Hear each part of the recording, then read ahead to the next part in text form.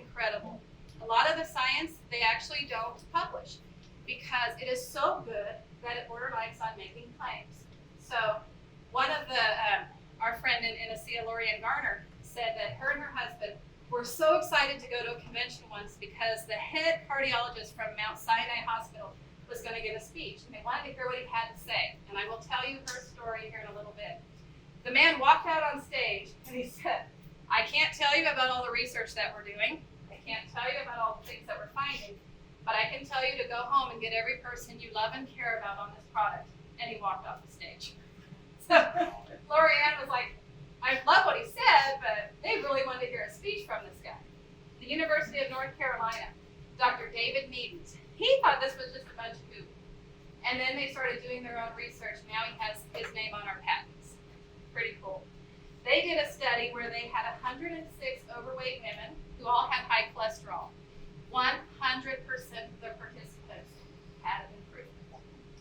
Torrey Labs, they did a study, it's called the Gene Study.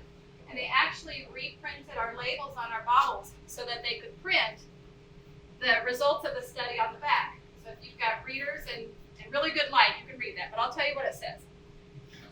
They proved positive gene expression in 5 different pathways in the body by taking 8 ounces of ASEA per day.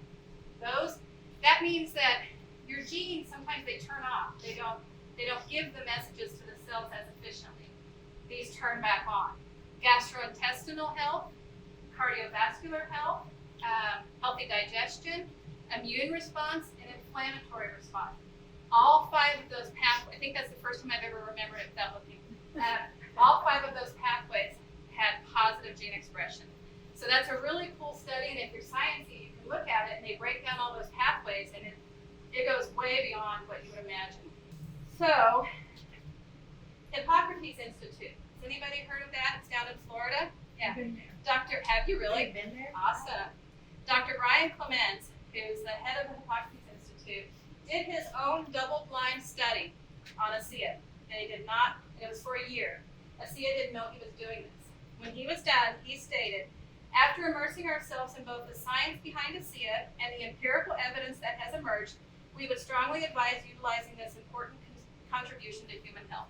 They sell it at the Hippocrates Institute, and they recommend it for their clients. Dr. James Watson, he was actually credited as a co-discoverer of the double DNA structure back in like 1964. He's a very well-respected scientist. In the Lancet 2014, he is on record as stating type 2 diabetes, cancer, and brain disorders are a lack of redox signaling molecules. Anne Louise Gittleman, does anybody know who that is? I have been a huge fan of Anne Louise Gittleman for a long time. I even got a book signed by her, and I didn't take mine. She speaks at our conventions. She's considered the first lady of nutrition, has written over 30 books on health and wellness.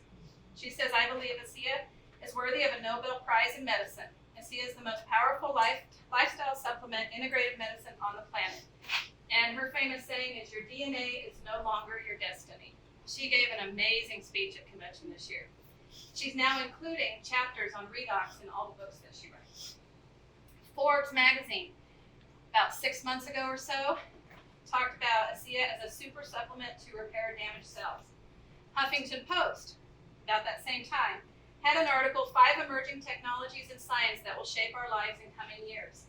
I have all 5 of them listed. You might not recognize them, but number 4 is redox signaling technology, and they actually mention ASEA by name in the article. Redox Congress. In June of this year, there was a Redox Congress in Paris, a big convention where over 20 physicians presented their studies on redox science. Dr. Gary Samuelson went to that convention. PubMed, that's like the research engine that you really want to use when you're researching something like this. Don't Google things. You can get a lot of misinformation with Google. If you put in redox in PubMed, you'll get over 18,000 articles come up. If you put in signaling molecules, over 70,000 articles on PubMed. It's considered one of the largest growing areas of science today. There have been 5 Nobel Prizes awarded for redox science, and the National Institute of Health has 3 grants for redox research. The the Medical University of South Carolina, University of Nebraska at Omaha, and Cornell.